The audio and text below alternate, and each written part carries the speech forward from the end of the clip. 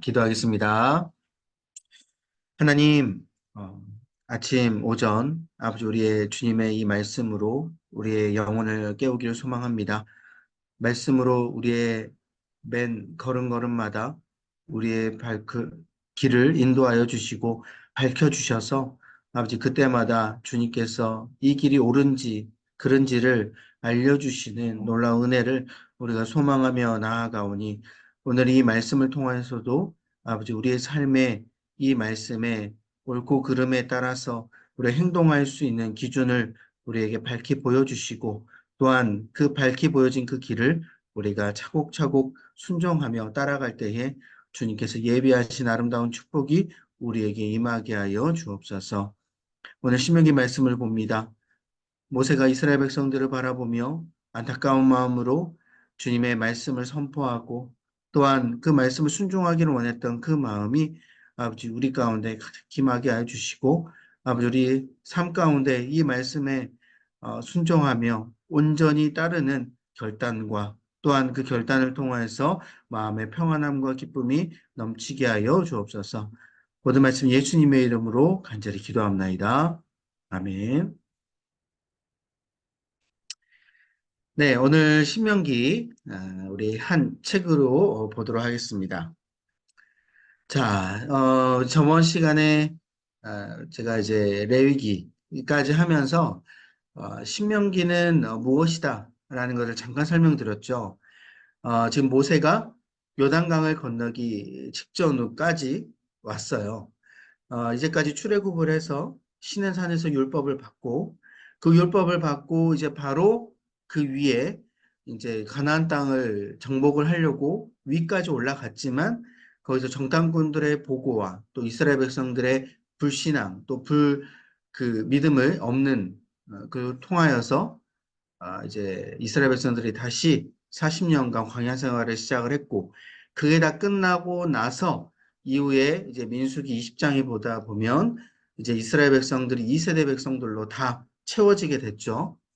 그래서 민수기 1세대 백성들은 가데스 바네아에서 불신앙을 하고 돌아와서 40년간 이제 하지만 그 40년간 생활하는 그 찰나에 하나님께서 다시 율법을 주셨고 그 율법을 받자마자 40년이라는 시간이 쭉 흘러버렸어요.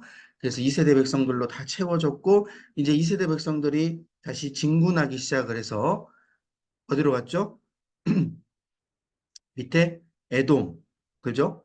모압, 암몬 이런 식으로 해서 이제 에돔은 우회를 해서 올라가고 모압, 암몬은 정복을 하고 그래서 요단 동편에는 거기에 루벤, 갓, 므낫세, 그죠?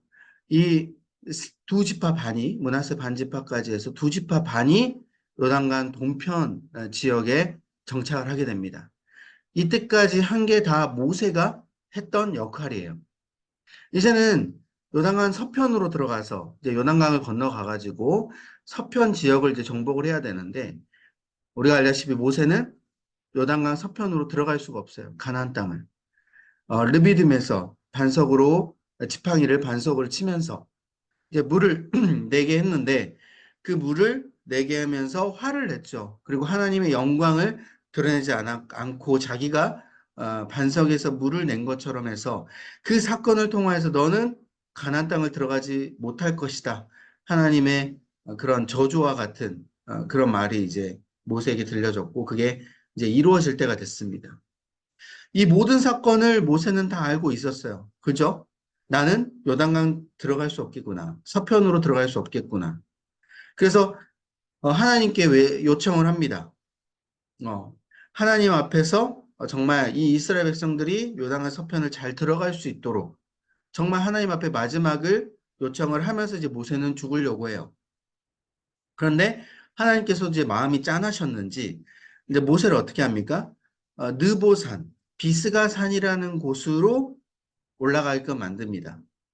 그래서 요단강 바로 앞에 있는 그곳에서 요단강 서편을 바라보게끔 만들죠. 그죠? 요단강 서편을 딱 바라보니까 얼마나 그 마음이 짠하겠어요. 내가 저기를 들어갔어야 됐는데. 내가 그때, 정말 하나님의 영광을 가리지만 않았어도 내가 저기 들어갈 수 있었을 텐데. 아마 그런 후회도 아마 있었을 겁니다.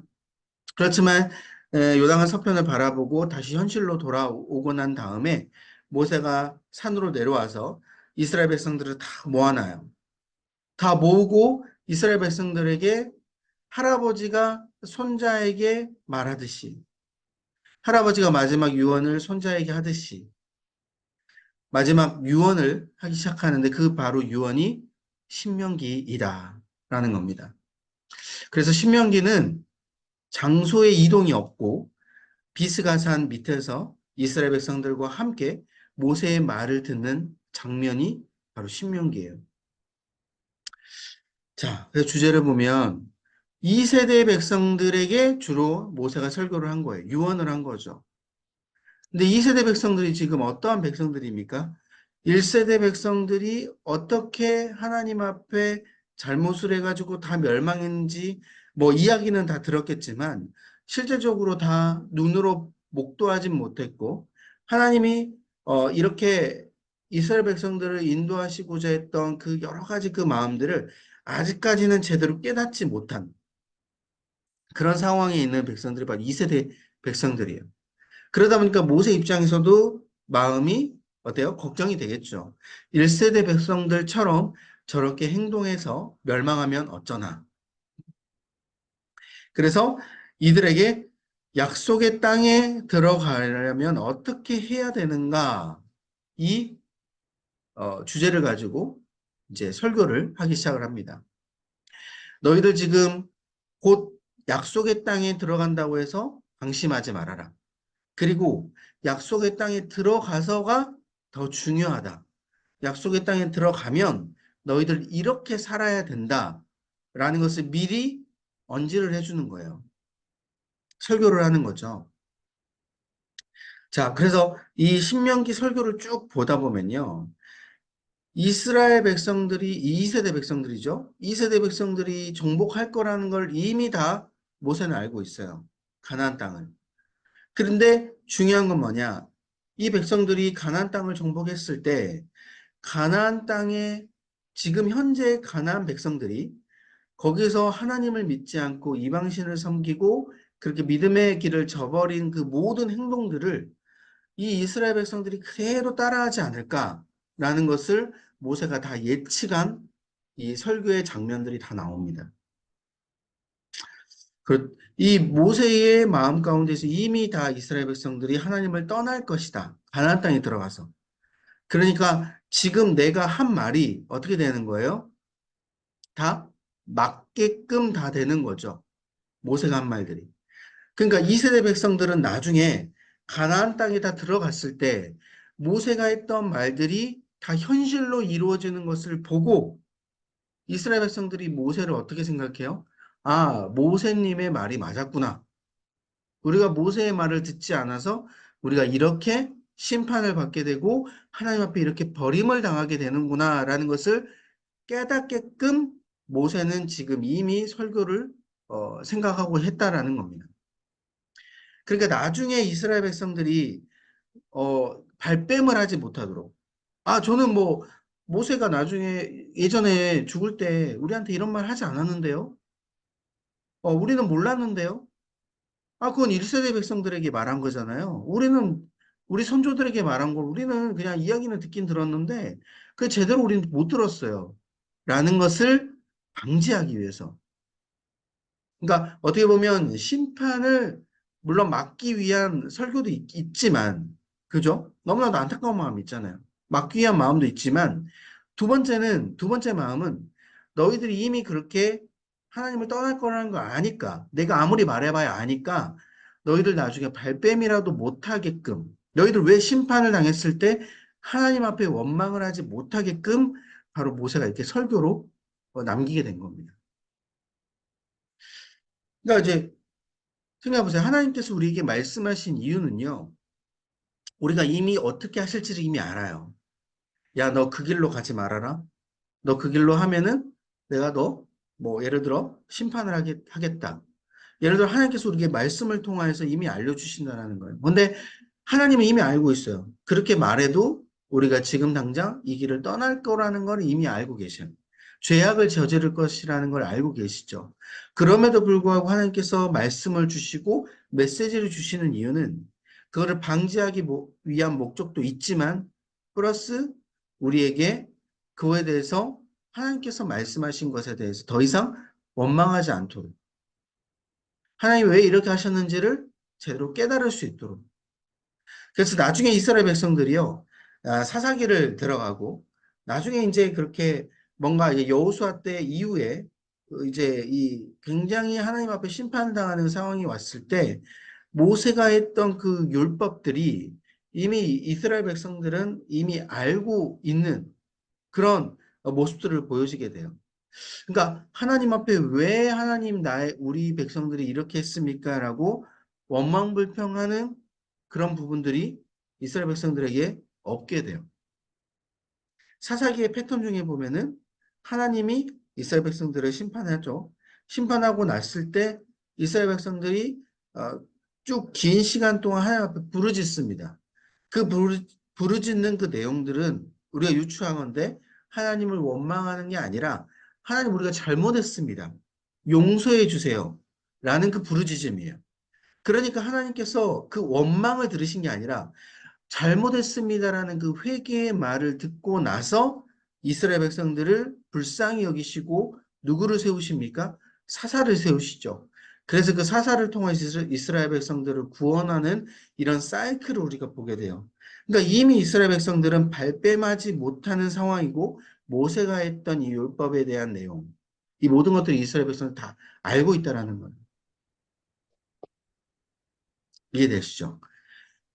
자, 그렇게 되면 이제 이 신명기 내용의 모습을 이제 내용을 우리가 살펴보게 되면 이제 율법입니다. 율법. 이제 모세가 이스라엘 백성들이 이렇게 제대로 더 지킬 수 있도록 율법을 말하는데 그 율법이 단순히 십계명이 아니라 그리고 민수기에서 조금 풀어쓴 그 율법을 추가된 그 율법을 넘어서 이 모든 것들을 다 종합해 가지고 레위기 그리고 플러스 민수기 때 했던 추가적인 율법에 대한 내용들, 조금 더 서술했던 내용들, 그걸 합해가지고 율법을 다시 세밀하게 말한 것이 바로 이 신명기예요. 그래서 출애굽 20장 이후부터 이제 율법이 쭉 있지 않습니까? 근데 이제 레위기가 정점이었고 민수기 때 또 추가적인 율법을 했고 이게 다 종합적으로 신명기에 나와요. 그래서 신명기에 나온 내용들이 출애굽도 있고 레위기도 있고 민수기에도 다 있어요. 물론 정확한 워딩이 똑같이 있는 건 아니지만 그 내용에 대한 부분을 어느 정도 다 똑같은 그 중복된 내용을 다른 말로 또 서술해 가지고 신명기에 다 나옵니다. 조금 더 쉽게 서술한 것이죠. 그래서 여러분 신명기를 잘 이해를 하면요. 레위기를 이해할 수 있고 출애굽기를 이해할 수 있고 민수기 때에 있었던 율법을 여러분들이 이해할 수가 있습니다.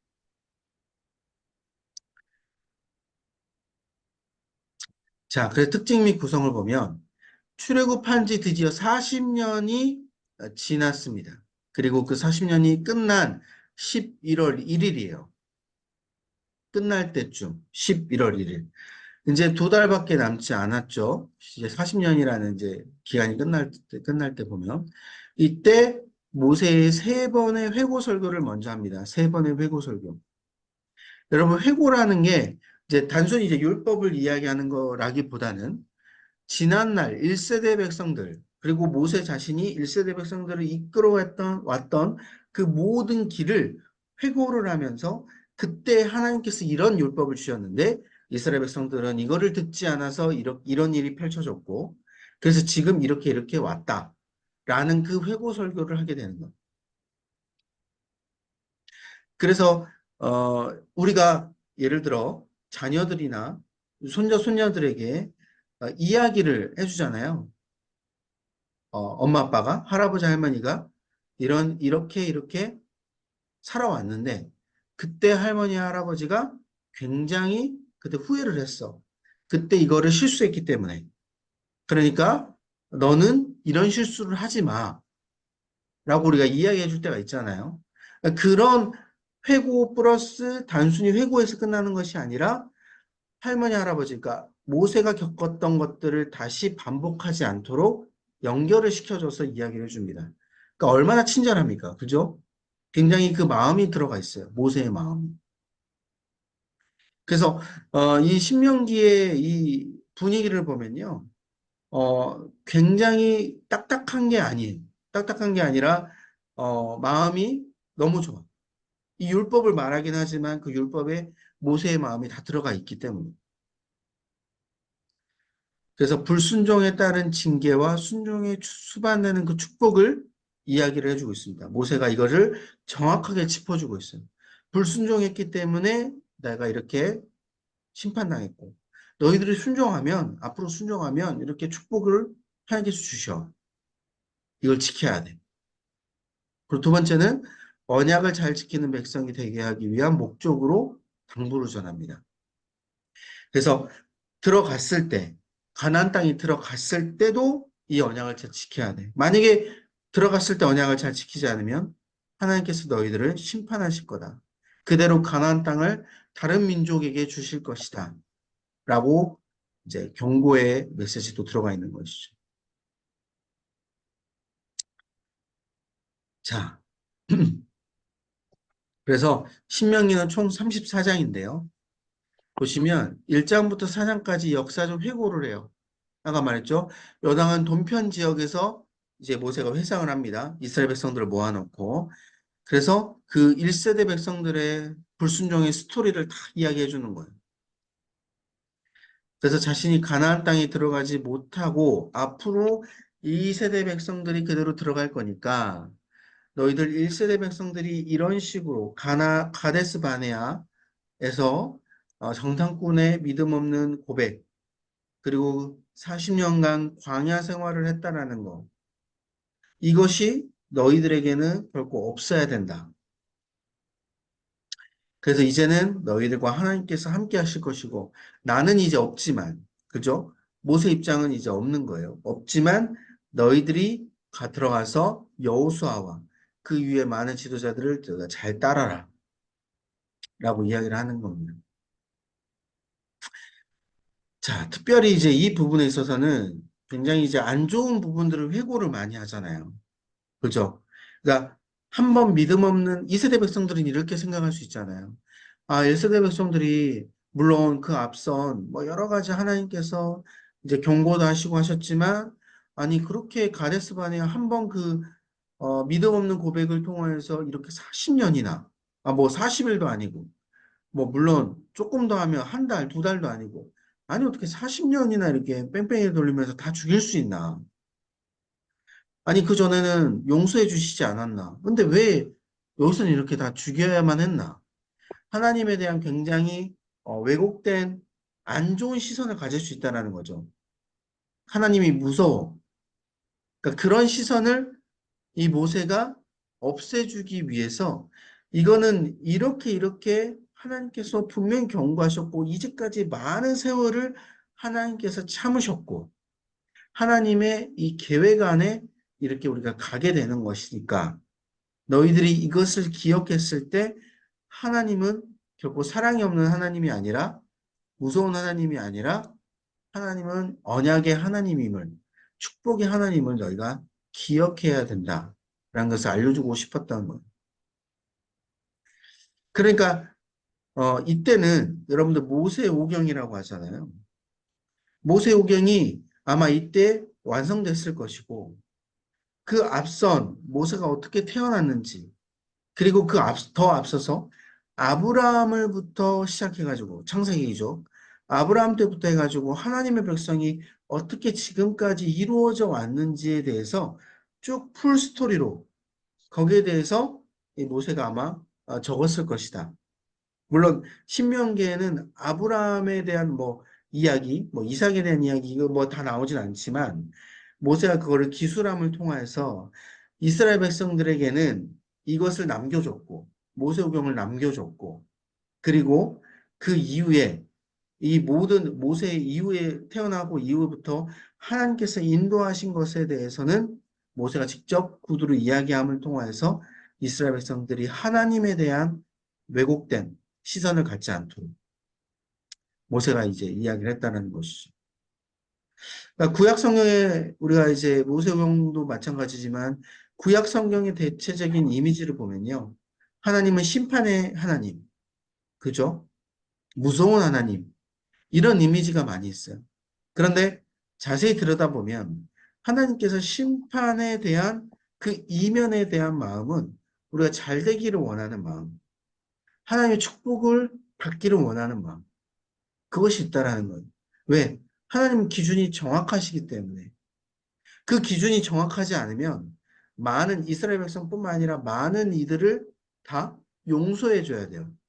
그 용서가 예수 그리스도를 통하여서가 아니라 하나님의 언약을 말씀을 순종하는 것이 기준이 아니라 그냥 하나님의 기분에 따라서 나 오늘 너희들을 구원해 줄게. 나 오늘 너희를 용서해 줄게. 이렇게 하는 하나님이라면 오히려 세상은 혼란스러워지고 그것이 오히려 사랑이 없는 세상이 된다라는 것이죠. 사랑이 없는 하나님이 된다라는 것입니다. 그래서 기준은 있을 수밖에 없고 그 기준을 명확하게 이스라엘 백성들에게 줬기 때문에 우리가 어떻게 해요? 불안하지 않을 수가 있어요. 하나님에 대한 기준을 우리가 알고 그렇게 행동할 수 있기 때문에. 그러잖아요. 그죠? 우리가 계속 불안한다라고 생각해 보세요. 기준이 없어서. 아, 나는 예수님을 믿는데 하나님이 또 이렇게 뭔가 조금 마음이 안 좋아가지고 기분이 안 좋아서 나 예수님 믿었지만 야, 너 마음에 안 들어. 너 지옥 가. 이래버리면 어쩌지? 여러분, 그런 이제 하나님을 우리가 그렇게 우리가 믿고 나아간다면 우리가 하나님을 제대로 신뢰하기 어렵잖아요. 그러니까 무섭고 벌벌 떠는 하나님으로밖에 생각할 수 없다라는 겁니다. 그래서 우리가 하나님에 대한 그 기준은 명확하고 그 기준에 따라서 이스라엘 백성들이 이렇게 심판하고 축복하는 이 모든 풀스토리를 우리가 알게 됐을 때 우리가 하나님을 오히려 잘 섬길 수 있는 사랑의 하나님임을 우리가 알 수 있다는 거예요. 모세가 바로 이런 신명기의 이 말씀을 쓰면서 또 이야기를 하면서 그 마음이 잘 들어가 있다는 겁니다. 자, 다음 5장부터 26장까지는 언약의 규정들을 이야기해요.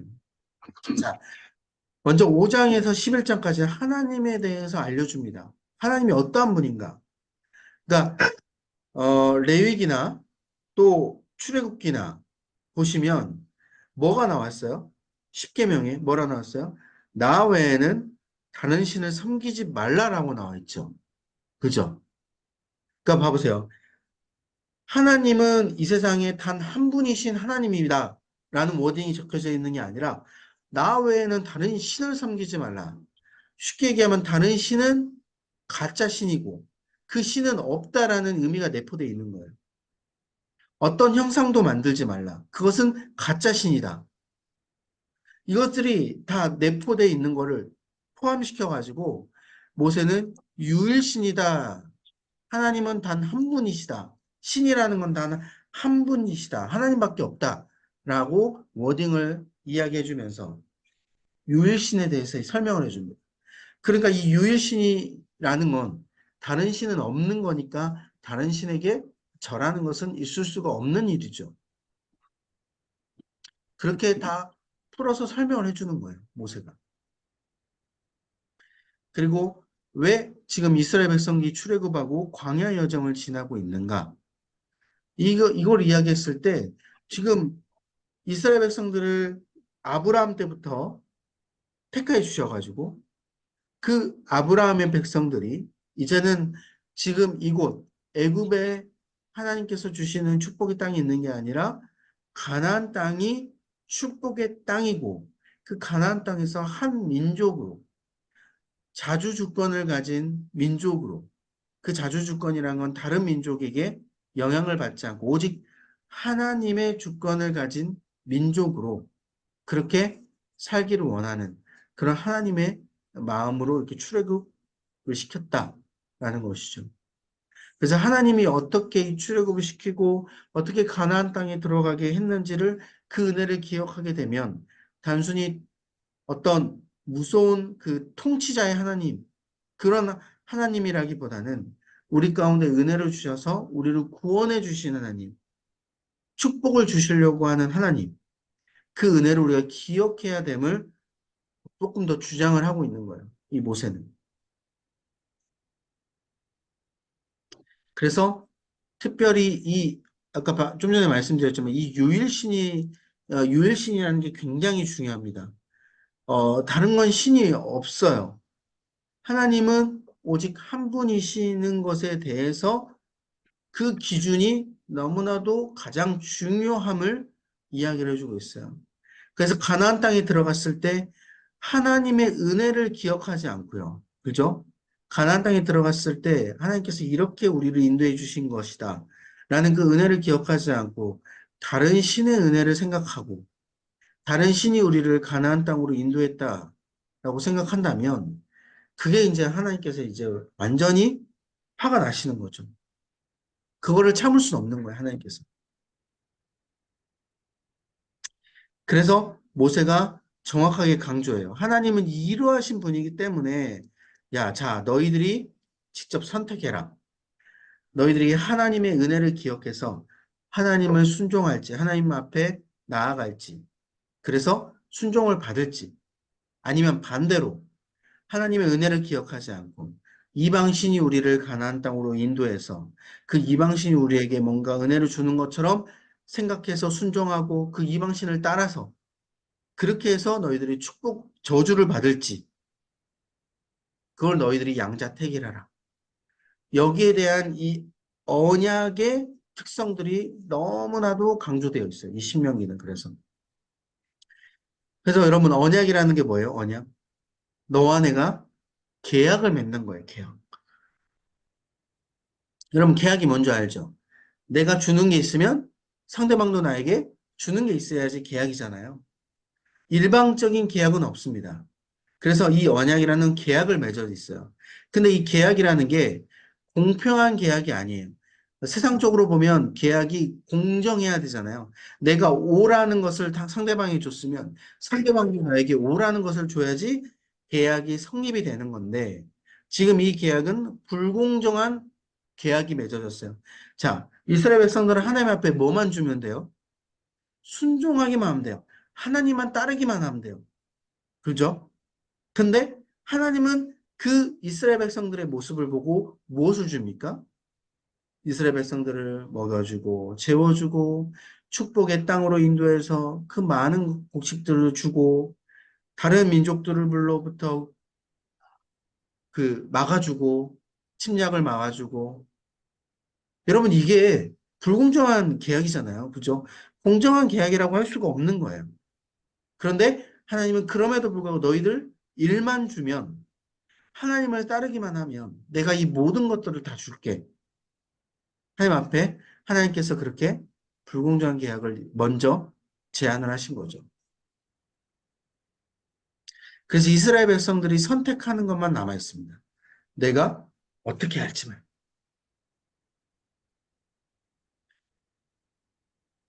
자, 그래서 12장부터 16장까지는 이제 신명기 법전이라는 게 이제 나오게 되거든요. 이때부터는 본격적인 율법이 쫙 기술되면서 서술되기 시작하는 거예요. 이제 모세가 다 쉽게 설명을 해주는 거죠. 자, 그래서 12장부터 16장이 있어서는 너희들이 이제, 이거는 이제 전부 다, 이 신명기 법전이라는 게 뭐냐면, 전부 다 가나안 땅에 들어갔을 때 이렇게 해야 되는 것을 이제 이야기를 해주고 있습니다. 이것을 하지 않았을 때는 어떻게 돼요? 아까 말씀드렸던 것처럼 저주를 받게 되는 거예요. 예, 심판을 받게 되는 거죠.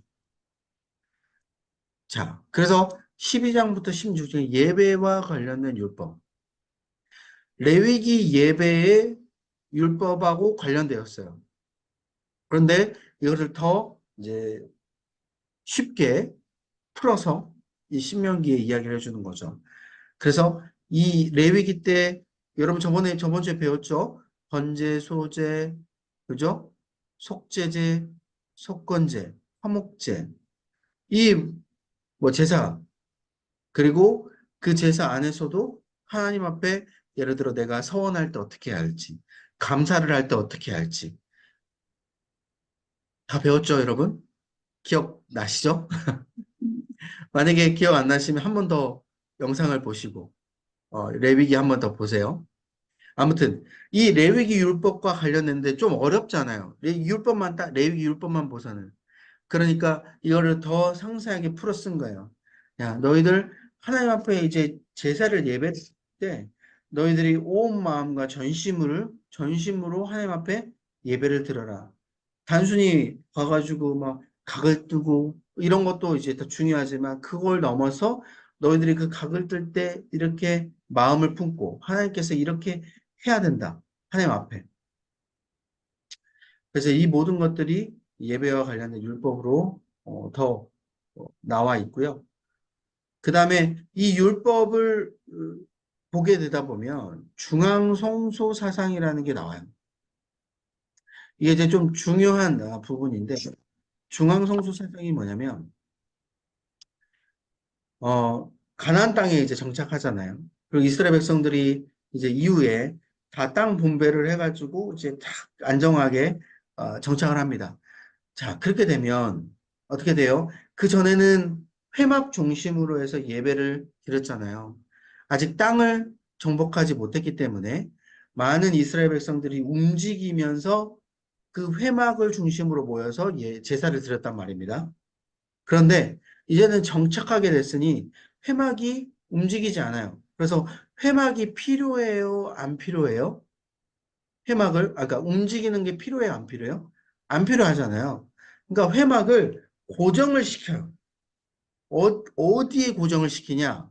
바로 예루살렘. 예루살렘 땅에 회막을 고정시킵니다. 그래서 예루살렘이 중앙이 되는 거예요. 모든 이스라엘 백성들의 중앙이 됩니다. 예루살렘이. 우리나라의 중앙이 지금 어디입니까, 여러분? 우리나라 중앙. 이 중앙이라고 했을 때 지리적인 것도 있고 사람들이 많이 모이는 것도 있고 그죠? 발전되는 부분도 있어요. 그죠? 우리나라의 중앙이라고 한다면 우리는 스쿨로 이야기를 해야 돼요. 그죠?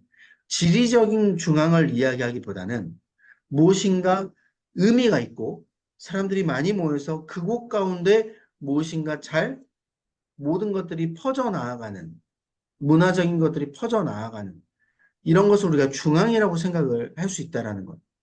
자, 그런 의미로 봤을 때, 물론 예루살렘도 지리적인 부분에 있어서는 중앙 쪽에 거의 위치하고 있긴 하지만, 하나님께서 이 예루살렘을 딱 집으시고, 그 가운데 그 회막을 놓게끔 돼 있기 때문에, 성소를 놓게끔 돼 있기 때문에, 그 성소, 하나님의 임재가 있는 곳이 바로 중앙이 되는 것이에요. 하나님의 임재가 있기 때문에 하나님의 모든 것들이 말씀이 퍼져나가고 모든 하나님의 마음들이 퍼져나가는 그래서 그걸 중앙성소 사상이라고요. 이때부터 회막이 예루살렘에 시작하면서 많은 백성들이 1년에 한 번씩 다 예루살렘으로 모이게 됩니다. 저 위에 단에서부터 저 밑에 브에세바 그죠? 모든 이스라엘 백성들이 다 함께 1년에 한 번 이 예루살렘에 모여서 뭐예요? 그게 바로 대속죄일입니다. 7월 17일. 그때 다 함께 모여요.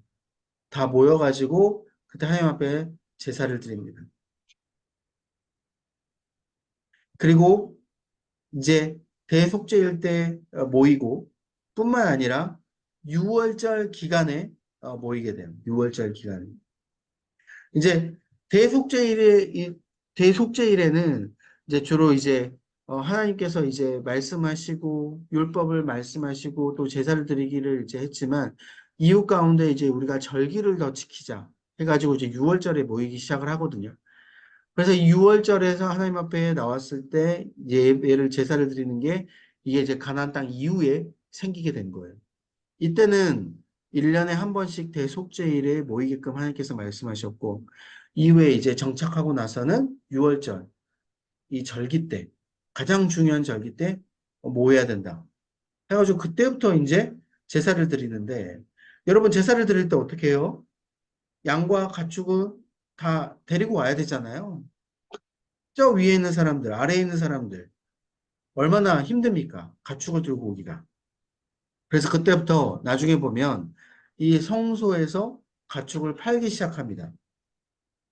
가축을 이제 팔아요.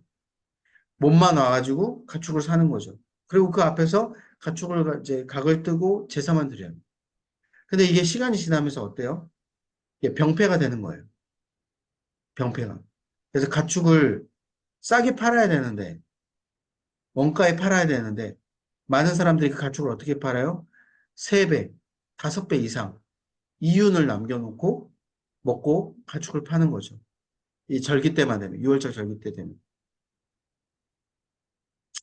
사실 대속제일에는 제사장이 주로 제사장 위주로 이제 제사를 드리기 때문에 가축이 그렇게 막 엄청나게 필요하지 않아요.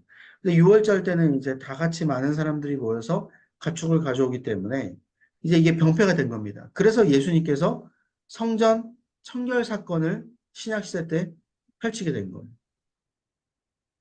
그래서 이게 바로 중앙성소 사상에서부터 나오는 예배 문화, 그러니까 제사 문화인 거죠.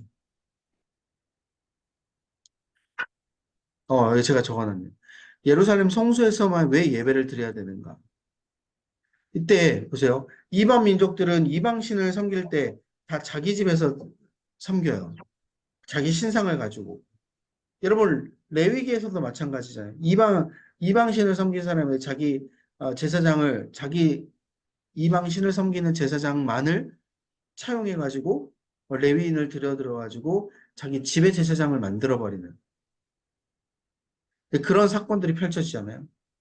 다 이게 이방신을 섬기는 그 행동에서 나왔던 거예요. 자기들이 막 자기들의 입맛에 맞게 기호에 맞게 이방 민족들과 구별됨을 하나님께서 요구하시는 것이죠. 이방신을 그렇게 자기 입맛에 맞게 섬기는 거예요. 자기 원할 때 제사 드리고 자기가 필요한 거 있을 때만 하나님 앞에 요구하고 이런 것들. 하나님께서 이거를 정말 싫어하셨다는 거예요. 정말 이거를 막으시길 원했다는 거예요. 그래서 하나님께서는 그러지 말고 하나님이 원하는 제사, 하나님만을 높이는 제사, 그것을 너희들이 해줬으면 좋겠다. 그래서 이제 이 예배에 대한, 이 중앙성소 사상 예배에 대한 부분들을 이야기해 주고 있고요. 11조, 가난한 자들에게 은혜를 베풀어야 되고, 절기에 대한 규례, 이런 것들은 이제 기타 규정으로 이제 모세가 다 설명을 해주고 있어요. 하나님께서는 이 마음이 있으시다. 그러니까 지금 보면요. 가나안 땅을 들어갔을 때 가나안 이방신을 섬기는 사람들과 절대 함께하면 안 되는 거예요. 그렇게 우리가 행동해서는 안 된다라는 것이죠. 이게 바로 하나님께서 우리에게 원하시는 세상과 구별된 그리스도인의 모습이다라는 거예요. 우리가 세상에서 살지만 가나안 백성과 함께 살지만 가나안 백성들이 함께 했던 것을 우리가 그대로 따라한다면 우리는 그리스도인이 아니다라는 거예요. 자, 그리고 리더십과 관련된 율법을 이야기를 합니다. 이스라엘 백성들을 잘 이끌어야 되는 것. 가장 중요한 건 제사장이에요. 제사장. 보통 이스라엘 백성들의 탑 리더, 뭐 족장들 아니면 이제는 우리로 따지면 대통령 뭐 이런 사람들이 그 민족이 가장 중요하다고 생각할 수 있겠지만 이스라엘 백성들의 시스템은 달라요. 하나님께서는 그분의 민족을 어떤 한 사람 탑 리더, 그 조직 상위로 움직이기보다는 그 가운데 있어서 이 제사장, 하나님을 따르는 지금으로 따지면 목사들, 그렇죠. 하나님의 종들, 이 제사장들이 가장 하나님 앞에 권위의식을 받는 그런 부분이에요. 그러니까 제사장이 제사를 잘 드릴 뿐만 아니라 항상 마음을 청결하게 하고 하나님 앞에 순종하는 모범을 보여야 되는 것이죠. 그래야지 주변에 있는 백성들이 그 제사장의 모습을 보고 따를 수 있다는 겁니다. 레위인 마찬가지잖아요. 제사장만큼은 아니지만 옆에서 섬기는 거예요. 레위인 저번 주에 말씀드렸죠. 고핫, 그죠? 무라리 이런 레위인의 백성들이 하는 일들이 뭐예요? 성소, 성소의 기구들 그것들을 관리하고 닦고 헌신하고 이 레위인도 중요하다는 거예요. 그 다음에 왕에 대한 규례. 그 다음 이제 왕이에요. 왕. 이제 이 왕까지에 대한 이 표현, 여러분 이 왕이라는 표현이 좀 생소하죠. 이스라엘 백성들이 지금 왕이 있습니까? 왕 없잖아요. 나중에 모세가 다 알고 있었어요. 이스라엘 백성들이 나중에 이제 사사기 시대까지 이루어지는 그런 상황에서 아, 이들이 왕을 요구하겠구나. 이들이 하나님을 떠나서 이들이 새로 인간의 왕을 따르기를 원할 수 있구나. 그래서 왕에 대한 규례까지도 설명을 합니다. 이 왕이 어떻게 행동을 해야 될지. 여러분, 그래서 신명기 법전이다라는 거예요. 법전. 이 다음에 사무엘상 넘어가다 보면 이 왕에 대한 규례, 이 부분에 있어서 정확하게 사무엘도 이야기를 하고 있고 그 이후에 다윗도 이 율법에 보면서 왕을 그대로 자기가 섬기려고 해요. 그래서 이미 신명기 때 왕은 어떻게 해야 될지 이미 나왔기 때문에 이게 나중에 요아스 시대 넘어가면서 나중에 여러분 이제 요아스 알잖아요. 아 요시아 왕 알잖아요.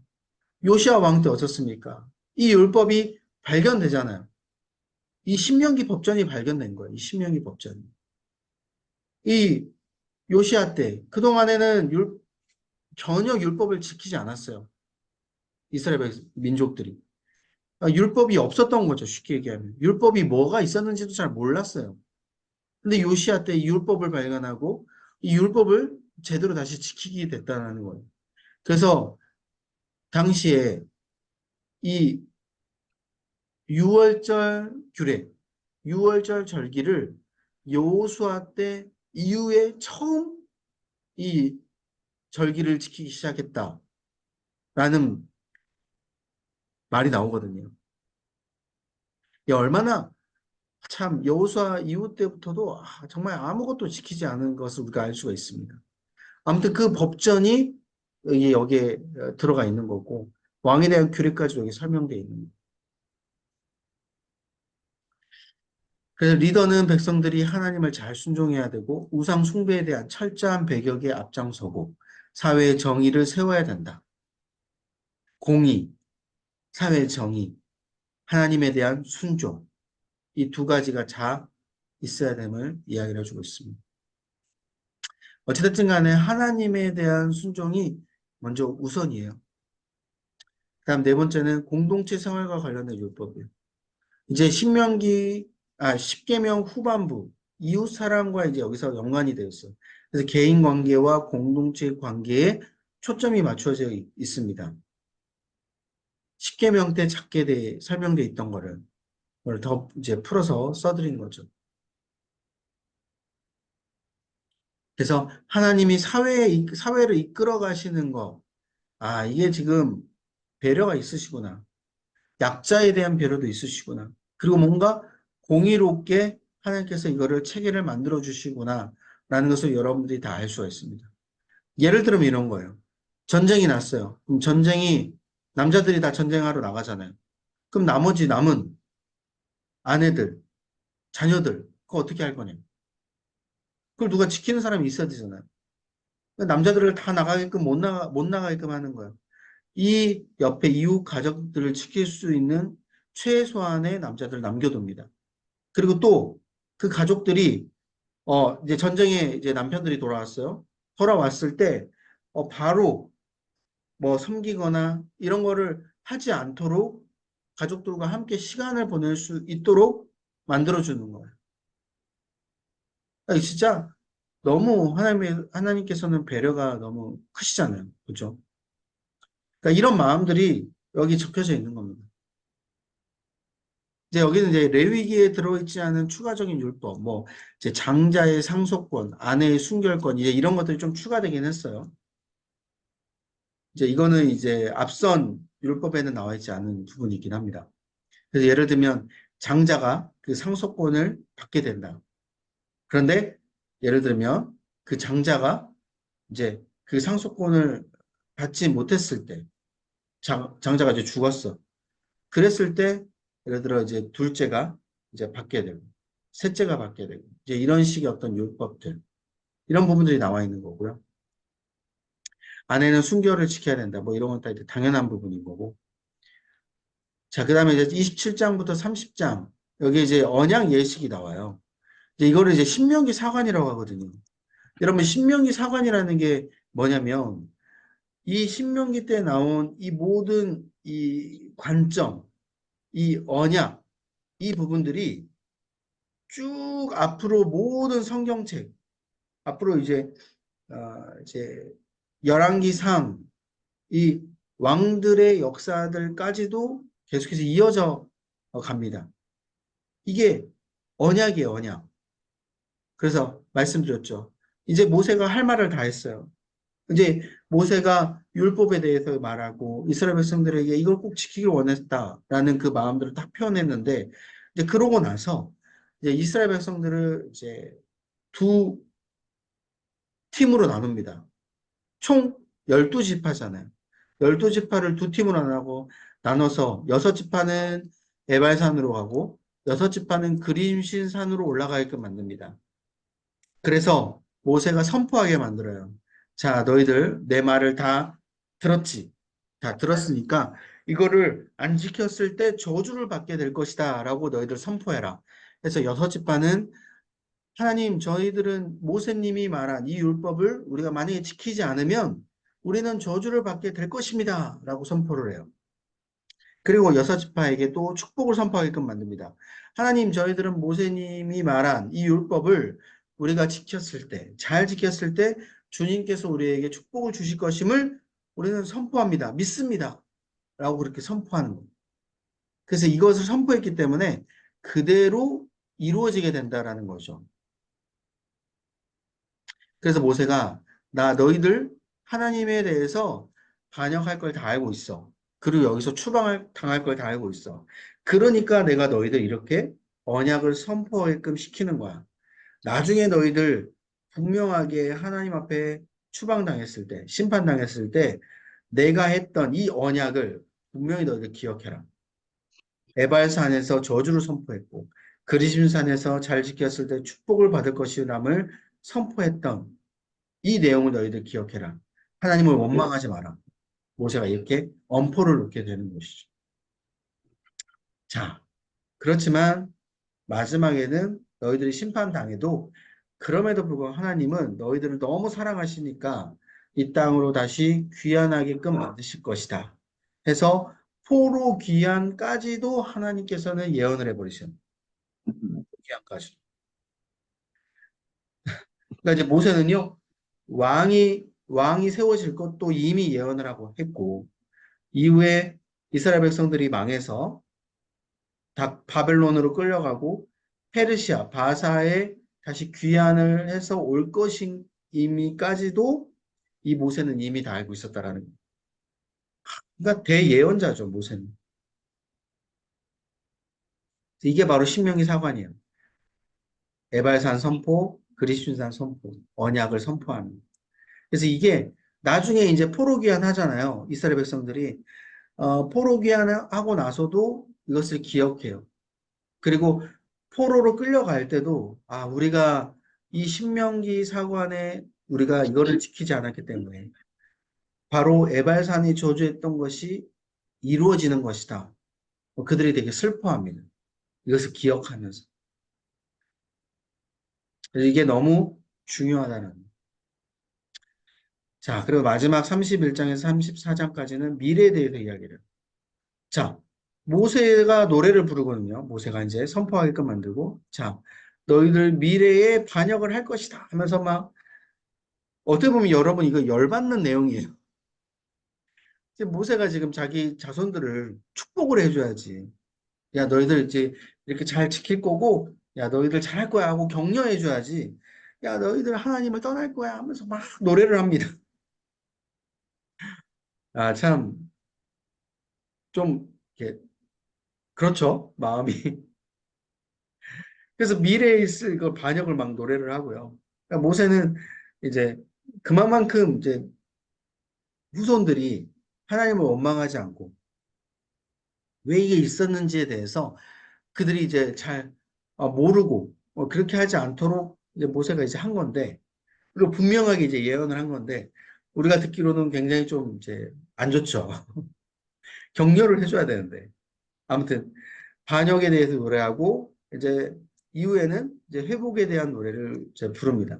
너희들 그렇게 안 좋아졌지만 다시 회복할 것이다. 뭐 병 주고 약 주고도 아니고 아무튼 되게 안 좋게 모세가 노래를 해요. 이제 이 부분들이 이제 모세가 굉장히 위대하고 뛰어나다라고 이스라엘 백성들이 느끼는 겁니다. 왕에 대해서도 예언하고 포로 귀환할 것인까지도 예언하는 그 모세에 대한 위대함. 그래서 모세가 딱 죽었을 때 모세 이후에 이러한 어, 사람, 이러한 지도자가 더 이상 나타나지 않았다라고 말씀에도 나와요. 아무튼 그래서 모세가 이제 모든 할 일을 다 합니다. 예언을 다 했죠. 그래서 모세가 축복을 해요. 이제 12지파에 대한 마지막 축복을 하고 이제 마치게 됩니다. 참 그 축복도요. 그냥 일반 축복이 아니라 현실에 대한 축복을 좀 많이 해요. 연약한 부분에 대해서 지금 지파들 성향별로 축복을 해주고 있는 거예요. 그래서 여러분 지파들을 그 축복 내용을 한번 쭉 보세요. 특별히 야곱이 12아들들에 대해서 축복했던 그 내용과 그 12지파의 모세가 축복한 내용을 여러분 비교를 해보시기 바랍니다. 거의 얼추 맞아요. 야곱이 12아들들, 그게 12지파가 된 거잖아요. 그에게 맞는다라는 거. 참 대단해요. 그리고 여호수아의 지도자 이제 승계가 됩니다. 여호수아가 지도자로 이제 세워지게 되는 겁니다. 그래서 여호수아에게 이제 잘 공부를 하죠. 잘 이끌어라 하고 모세가 죽게 됩니다. 그래서 이제는 여호수아의 체제로 모든 것이 바뀌었음을 선포를 하고 이제 모세는 떠나게 됩니다. 그래서 모세의 무덤이 아직까지도 어디 있었는지를 이제 모르는 이제 부분이 말씀이 나오잖아요. 그래서 이렇게 신명기가 모세의 죽음으로 인해서 끝나게 돼요. 하나님, 우리가 거룩한 그리스도인으로 구별되길 소망합니다. 다른 사람들처럼 똑같이 가나안 땅에 들어가서 가나안 백성들이 했던 그 모든 것들을 우리가 그대로 따라하는 그러한 죄를 저지르지 않게 해 주시고 하나님께 주신 이 율법의 말씀이 우리의 삶의 기준 되게 해 주셔서 이 기준을 우리가 순종하며 하나님 앞에 나아가는 놀라운 축복이 임하게 해 주옵소서. 족쇄가 되지 않게 해 주시고 이 기준을 온전히 섬기며 나아가는 힘과 능력을 더하여 주셔서 주님께서 주신 축복을 누릴 때에 많은 사람들에게 모범이 되고 세상 사람들이 오히려 우리를 부러워하고 하나님을 믿는 것이 얼마나 큰 축복임을 깨닫게 만드는 우리의 믿음 되게 하여 주옵소서. 하나님 다시 일주일간 우리가 말씀을 붙들고 살게 됩니다. 이 말씀을 읽을 때 또한 말씀을 붙들 때 기억나게 하실 때 온전히 이 기준이 우리 가운데 올곧게 서게 하여 주시고 이 기준을 계속해서 지키며 그 믿음을 결단하며 지키려고 노력하는 우리의 모습 될 수 있도록 붙들어 주옵소서. 우리는 연약하오니 사단이 그 믿음을 무너뜨릴 때마다 우리가 다시 한번 주님을 생각하게 해 주시고 에발산에서 선포한 것처럼 아버지 사탄에게 저주를 퍼붓게 해 주시고 예수 그리스도 이름으로 선포하며 떠나가게끔 하시고 또한 그리심산에 선포했던 것처럼 예수 그리스도의 보혈의 피를 힘입어 나는 온전히 주님의 말씀만 순종하며 나아가겠습니다. 선포하며 그렇게 축복을 누릴 수 있는 우리의 모습 되게 하여 주옵소서. 이 모든 아멘. 말씀 비싸면 예수님의 이름으로 간절히 기도합나이다. 아멘. 아멘.